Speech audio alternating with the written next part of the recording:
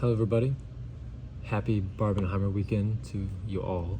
So, just gonna be my review for Oppenheimer. I went and saw it last night in IMAX. Best way to go see it, I promise you.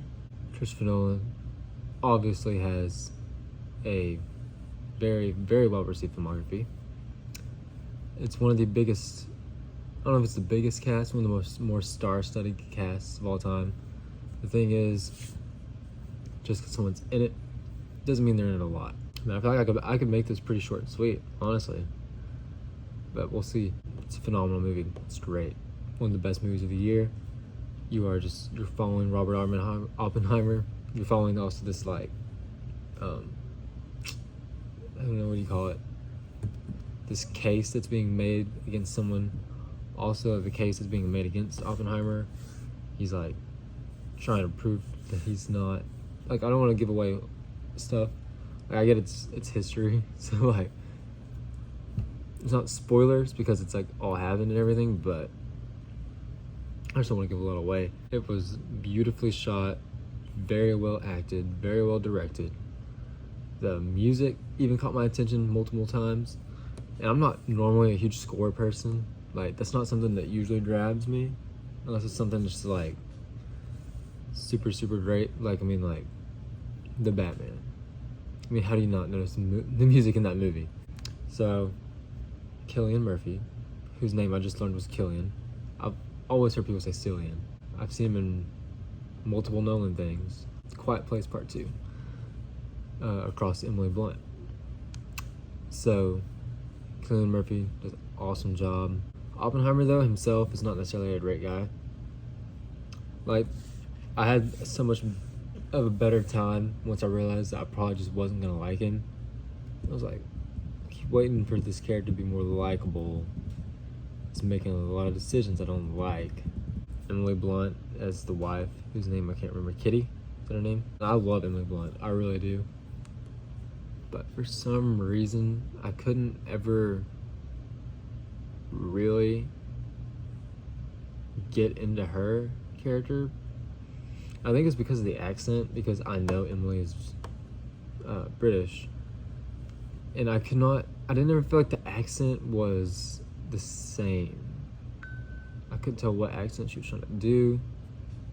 I felt like every time I was trying to listen to her talk, it sounded a little bit different than it sounded last time, and that kept throwing me off. And at the end of the movie, Emily does a scene that is awesome. You can't not get into that scene. It was Matt Damon, great. Also, I feel like I haven't seen a lot of Matt Damon movies, but if I start naming them, maybe I have. But he's a great actor.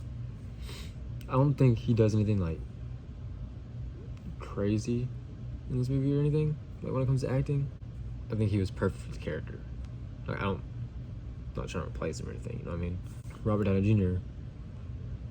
gave a great performance. He was in it a lot more than I thought he was gonna be, because he's in the trailer for a second at the end.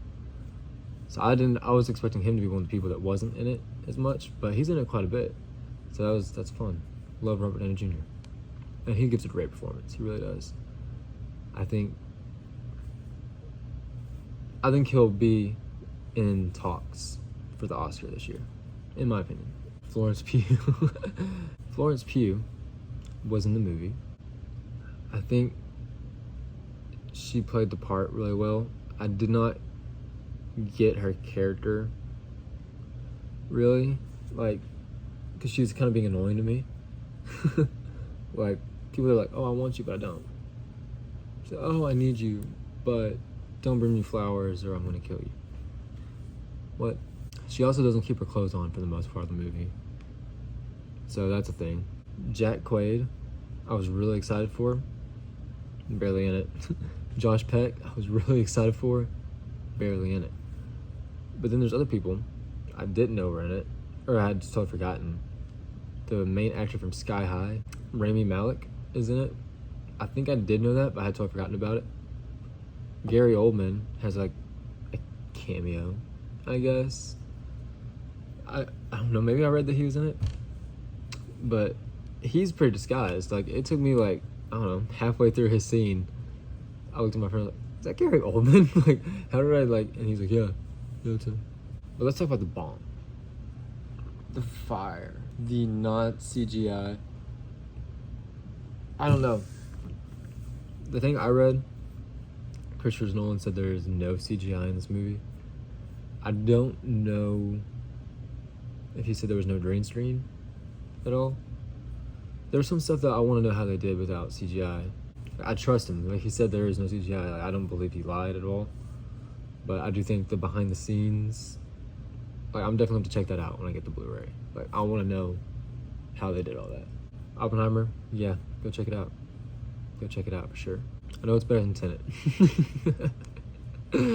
It's better than Tenet. I said it. I stand by it. And I'm not changing my mind, I promise you.